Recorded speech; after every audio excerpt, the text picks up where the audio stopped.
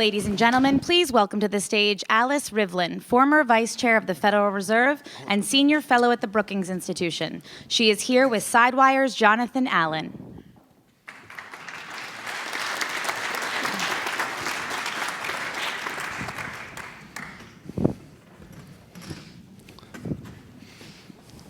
Thanks for joining us. Delighted to be here. I'm going to dive right in. Good. 2011. It seems so recently in the long history of America and finance. But 5 years ago, we were talking about a grand bargain, and that has disappeared. Nobody's talking about a huge deficit reduction package that changes the way that we tax and the way that we spend. What's your outlook on that, and where we go from here to try to rein in the deficit, to try to start paying off the debt better? Well, for one thing, you may notice we're not talking about specific legislation on much of anything these days. But I think what's happened since 2011, when we had lots of grand bargain conversations around Simpson Bowles and Domenici Rivlin, and the Boehner Obama talks, two things have happened. One is the deficit outlook, the debt outlook, is not as scary as it was then. It's still a long-run problem. All right, as you look ahead, if we don't make some changes, and we must, we will have the debt rising as a percent of GDP, starting at the end of starting in the 2020s somewhere, and going up as far as you can see. But in 2011, we were looking at scarier projections than we are now of the debt increase, and that's for two reasons. One is we thought healthcare costs were out of control, that they were going up much faster than the GDP. And they have slowed. So that's made a big difference. We don't know whether they've slowed permanently, but as the Congressional Budget Office projects things, they are not projecting such big increases in Medicare and Medicaid. And the other thing is the Congress took action, the Congress and the President, wrongly, I think, to cut discretionary spending, the annual appropriations for everything the government does except entitlements. And that, if you project those forward, they are quite small, and I think unsustainably small. We can't run our economy on such low government spending. But the projections don't look as scary as they used to. And then the other thing is, I think the current deficit is quite manageable.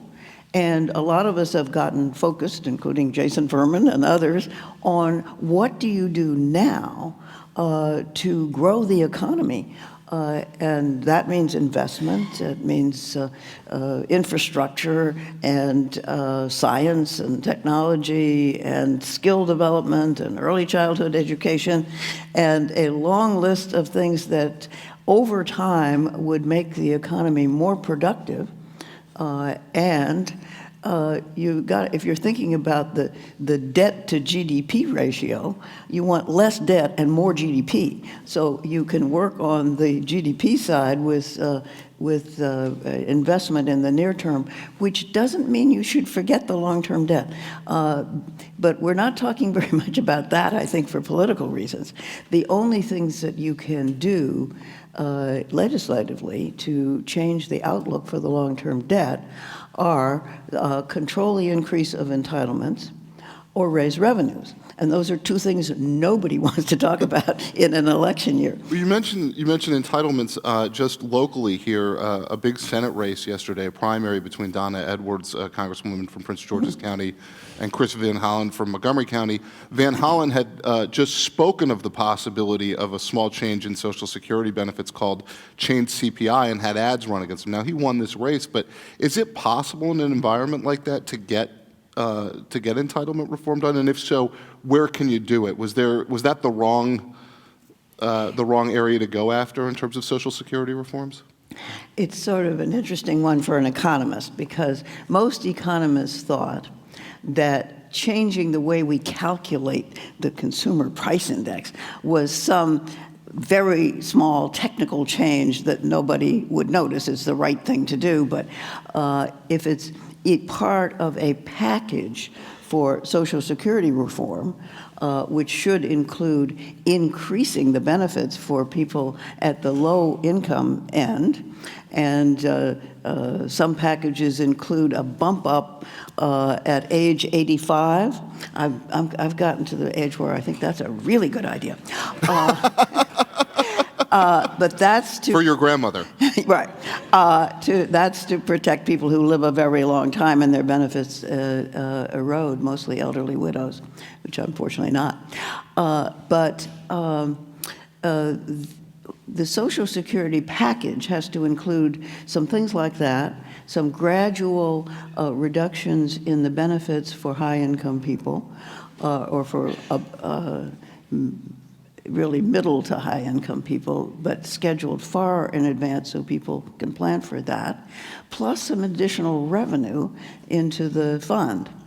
And a package like that can include this CPI change, but it should never be pulled out as a single standalone thing, because A, people don't understand it, and B, it's the only thing in most packages of Social Security reform that would affect people who are already retired.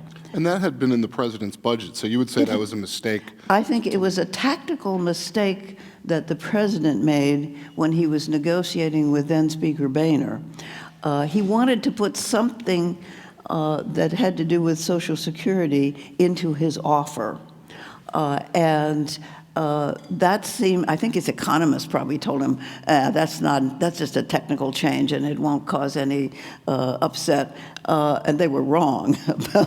It was the wrong thing to pull out of a package for Social Security. We should do Social Security as a focus on Social Security itself and putting it on a firm foundation for future retirees. You've worked with the new Speaker, Paul Ryan, before Yes. on Medicare and some of these issues.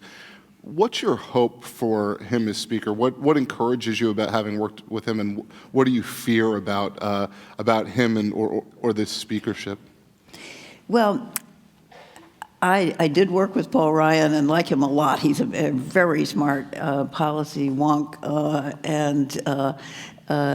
and I think understands, first, that the future of the Republican Party is not in old white men, because there are not enough of them, and second, that the way you get anything done in our government is to negotiate across the inevitable lines, whether it's administration, Congress, or Republicans, Democrats. He sought me out on Simpson-Bowles to work on a bipartisan Medicare reform, which we didn't succeed in getting the commission to adopt, but that was too bad.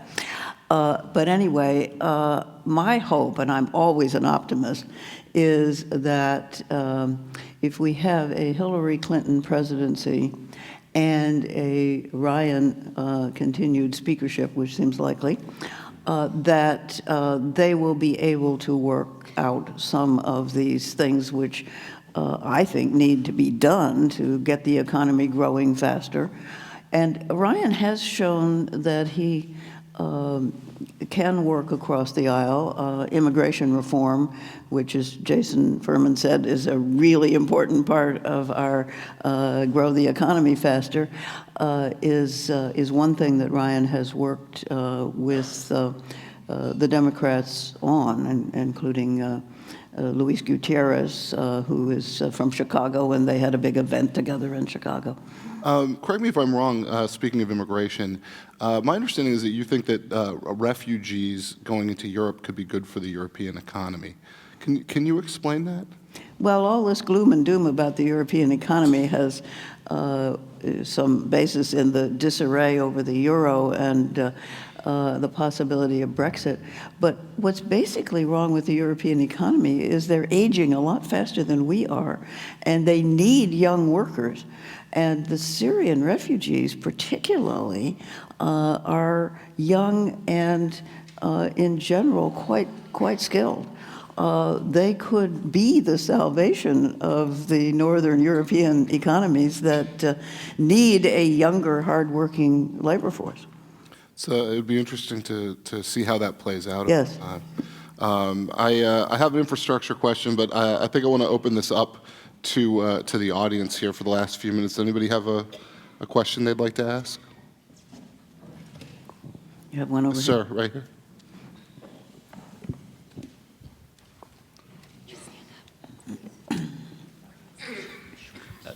Alejandro Becerra, National Association of Hispanic Real Estate Professionals.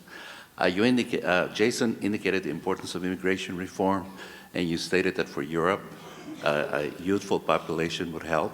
Isn't that the same thing here in the U.S., that we need a youthful population and immigration reform would provide that? Absolutely. I think Jason put the two reasons very well. We need to control our borders, but we need not only to have young, hardworking people coming in, but we need to legalize in some way the people who are already here and mostly working and paying taxes and paying Social Security, so they can get out of the shadows and get better jobs and support their families better and move up. Anybody else? Ma'am, right here in the front.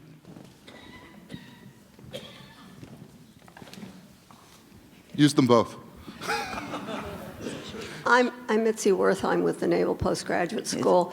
The two things that I'm struck by is we don't seem to have compelling stories for the general public, the voter, on why improving infrastructure is something we really need to do, and why early childhood education, educating our own as opposed to bringing immigrants in to create our workforce, just isn't explained well enough so we get them committed to vote for it. Well, I'm hopeful on both. We have a long history of bipartisan support for infrastructure. The gridlock in our politics has simply meant that we didn't have bipartisan support for renaming a bridge. I mean, it was just over the last few years we haven't passed anything, and we barely passed a highway bill that is, well, minimalist would be kind. We need a big increase in infrastructure. I think that's explainable easily once you get over this hurdle of austerity would be good for us, which is clearly not right. We got to grow the economy faster. Our infrastructure is crumbling, and I'm not just talking about roads, it's airports and air traffic control and all sorts of other things that badly needed investment and will contribute to productivity fairly quickly. Early childhood education is another thing which has bipartisan support now, but not enough money. Some states, like Oklahoma, which is quite a red state, have universal pre-K. And I think it's a growing bipartisan issue. But we need to ramp it up a lot faster, and it would be one of the things I would be hopeful that a Clinton administration and a Ryan speakership could get together on. I think we probably have time for one more question. Yes, sir.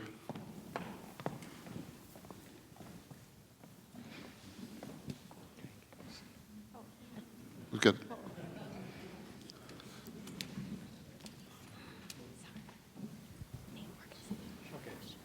Yeah, a couple of questions on Social Security.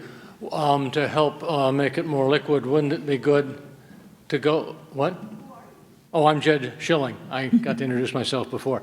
On the Social Security, wouldn't it make sense also to raise the cutoff point on the payroll tax back to the 90th percentile level that was established under Ronald Reagan when he reformed Social Security, and keep it at that level rather than the complicated way they have for changing it?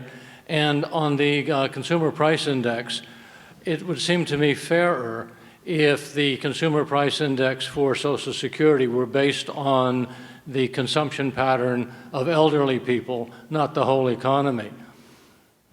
Your second point, I think that's arguable. It's not very important in an era in which we have almost no inflation. How you calculate it doesn't matter very much. On the tax point, absolutely. We have had such large increases in incomes at the very top that the tax base for Social Security has eroded because the cap hasn't kept up with those high income increases. Yes, I'd be for raising it back to the 90 percentile, maybe even a little higher. You have to phase it in.